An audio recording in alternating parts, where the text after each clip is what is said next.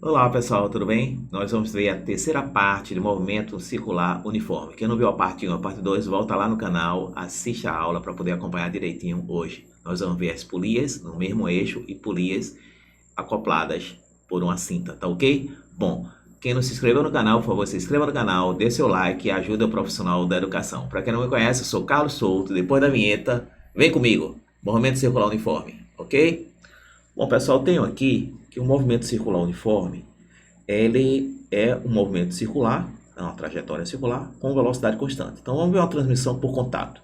Observe abaixo o esquema simplificado de transmissão de movimento circular por contato, né? Muito usada nas indústrias, nos motores de automóveis, tá? Então eu tenho aqui que essa rodana está girando nesse eixo, que nós não estamos vendo, e essa rodana nesse eixo aqui, mas eles têm um ponto de contato. Vamos colocar aqui em movimento elas. Note que ela está formando arcos no mesmo intervalo de tempo. Mesmo intervalo de tempo ela forma arcos. Apesar das circunferências ter raios diferentes e os ângulos que elas vão abordar no mesmo intervalo de tempo são diferentes. Então, ângulos diferentes e arcos de circunferência iguais ao mesmo tempo. Então, observando o esquema mostrado acima, temos os pontos nas periferias das duas rodanas percorreram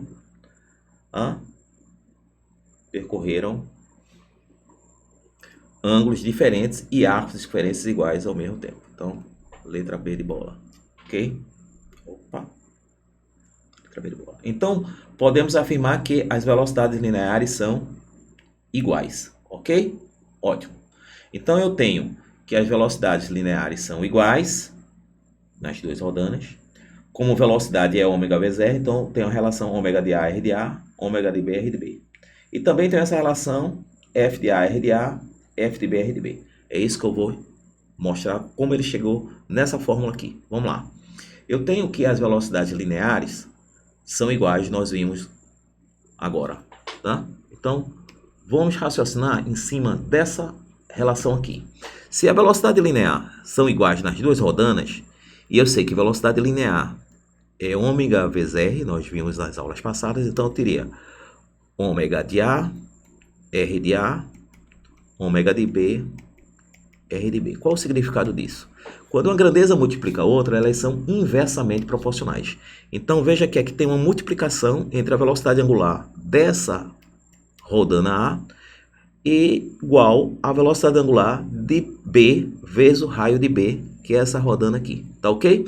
Bom, aquela que tem o maior raio terá a menor velocidade angular. Então quando uma grandeza multiplica a outra, elas são inversamente proporcionais. Então, aqui tem a maior raio, terá menor velocidade angular, tá ok? Bom, outra relação importante. Nós sabemos que a velocidade linear, para uma volta completa, ele anda sempre o comprimento da circunferência, que é 2πr, sempre no mesmo intervalo de tempo, certo? Como período, que é o tempo, é o inverso da frequência, quando eu colocar no denominador e pegar o numerador e multiplicar pelo inverso do denominador, eu teria essa relação aqui, 2πr F. Então vamos lá, vamos colocar aqui, no lugar de V de A, eu vou botar 2πr F. Então vai ficar 2πr de A, F de A, porque está se falando da polia A, igual, quem é a velocidade de B? A mesma fórmula, 2πr de B agora, porque é o raio de B, frequência de B. Se eu dividir toda essa equação por 2π, eu teria nenhuma alteração. Cortaria 2π por 2π, né? Porque 2π dividido por 2π daria 1 e 2π dividido por 2π daria 1. Então a relação ficaria R de A, F de A igual a R de B, F de B. Também é uma relação de multiplicação. Então nós podemos dizer novamente que quando uma grandeza multiplica a outra, elas são inversamente proporcionais. Então aqui tem maior raio, terá uma frequência menor. Então aqui tem maior raio, terá menor frequência. Esse raio dessa daqui é maior do que o raio dessa daqui. Então essa aqui terá menor frequência. Então também é uma relação inversa. Tá ok? Bom, e a terceira relação que nós podemos discutir também. Bom, como eu sei que período, velocidade, aliás, é 2π sobre t, vamos colocar aqui no V de A. 2π R de A sobre T de A. Mesma fórmula que está aqui, ó. Mesma fórmula que está aqui. no lugar de V de A, tá? E no lugar de V de B, 2π R de B, T de B. Dividindo toda a equação por 2π, dos dois lados tem π, então eu posso muito bem simplificar e teria R de A sobre T de A igual a R de B sobre T de B. Ok? Bom, quando uma grandeza divide a outra, agora elas não são inversamente proporcionais, como é os dois primeiros casos. Quando uma grandeza divide a outra, elas são diretamente proporcionais. Aqui tem maior raio, terá mais tempo para dar uma volta. Ó, lógico, né? Se você tem uma circunferência de raio R e uma circunferência de raio R de 2, aqui tem um maior raio, gasta mais tempo para dar uma volta, né? Mesmo os dois tendo a mesma velocidade, tá ok? Então ele vai gastar mais tempo para dar uma volta, certo? Bom, então são grandezas diretamente proporcionais. Diretamente proporcionais. Quanto maior o raio, maior o tempo gasto para dar uma volta. Bom, essa é uma relação muito interessante, que são essas três relações aqui, né? Deduzidas, tá? Então, na prova ou numa questão de vestibular, ele pode dar duas velocidades angulares das duas rodandas, o raio de uma e pedir o raio da outra. Ou pode dar dois raios, a velocidade angular de uma e a velocidade angular da outra. Ok? Como também ele pode dar dois raios, dar uma frequência e pedir a outra frequência. Como dar dois períodos, dar um raio e pedir outro raio, ou vice-versa. Tá? Um período e dois raios e pedir o outro período. Tá ok? Bom, voltando lá, vamos ver agora a continuação das animações, né? Então nós vimos que essas relações todas são possíveis porque as velocidades lineares são iguais. Então, para a próxima página, nós temos o seguinte. Observe abaixo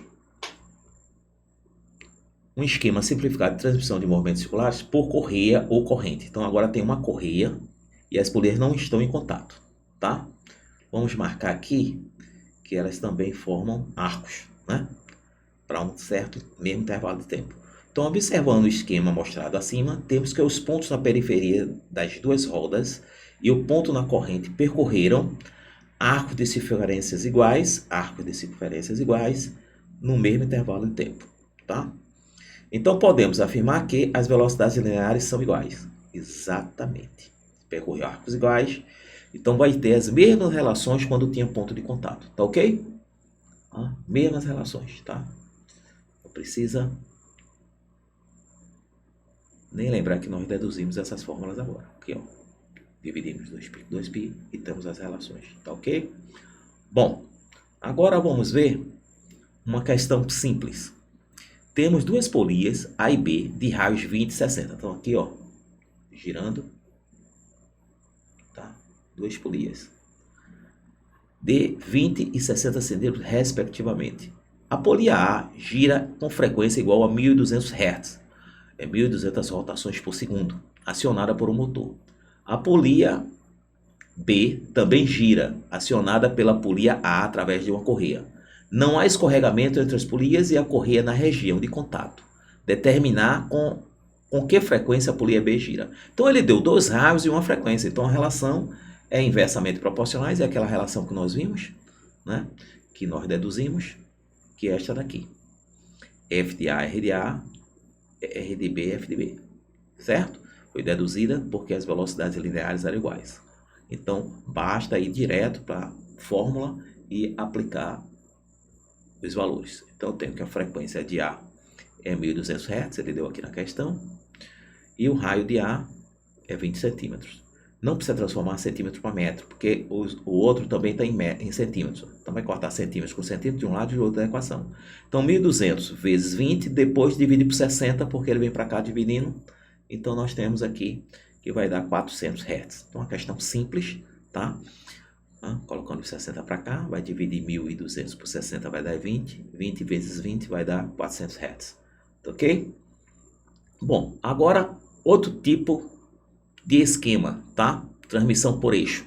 Observe abaixo um esquema simplificado de transmissão de movimento circular por eixo. Veja que os dois agora estão no mesmo eixo. Estão girando, ó, formando sempre o mesmo ângulo. Tá ok? Vamos lá, vou mostrar aqui. Veja que os arcos são diferentes, mas os ângulos são iguais. Então, observando o esquema mostrado acima, temos que os pontos na periferia das duas rodas percorrem ângulos iguais e arcos de circunferência diferentes no mesmo intervalo de tempo. Exatamente. Então, podemos afirmar que as velocidades lineares são iguais? Não. As velocidades angulares é que são iguais. Tá ok? Então, vamos partir desse raciocínio aqui. As velocidades angulares são iguais. Mas como eu sei que ômega é V sobre R, eu posso colocar V de A sobre R de A, V de B sobre R de B. Quando uma grandeza divide a outra, elas são o quê? Diretamente proporcionais, né? Então, vamos voltar aqui para relembrar isso. Então, aqui estão os dois no mesmo eixo. É o caso que nós vimos agora. Duas rodanas girando no mesmo eixo. Então, eles têm velocidades angulares iguais. Mas vocês estão lembrados que V é igual a ômega R. Então, eu posso dizer que V sobre R é igual a ômega. Né? Basta lembrar que você pode trazer essa grandeza que está multiplicando para o outro lado da equação dividindo. Então, no lugar de V de ômega, eu vou botar V de A, R de A, V de B, R de B. Certo? Bom, pessoal, eu acho que deu para entender que nas rodanas que têm o mesmo eixo, as velocidades angulares são iguais. Rodanas que têm eixos diferentes, numa correia ou que tem um ponto em contato, né, tem eixos diferentes, as velocidades lineares são iguais. E dali você deduz as relações. Essa relação aqui, né, essa relação primeira aqui, velocidade angular e raio são inversamente proporcionais. Então, tudo porque V de A é igual a V de B, as velocidades lineares são iguais. Então, tem uma primeira relação, que é uma relação inversa, velocidade angular e raio, igual velocidade angular e raio. Temos também uma relação inversa entre raio e frequência. Então, toda vez que uma grandeza multiplica a outra, elas são inversamente proporcionais. E tem a terceira relação, que o raio de A é diretamente proporcional ao período de A. Né? Aquela que tem maior raio terá maior período. Tá ok? Bom, isso vai ser importante para a resolução de questões. Então, na próxima aula, começa as resoluções das questões de teorias. Vamos fazer questão nível 1, nível 2 e nível 3 de movimento circular uniforme. Tá ok? Até mais e espero que tenham gostado. Compartilhe e dê seu like. Tá ok? Até mais!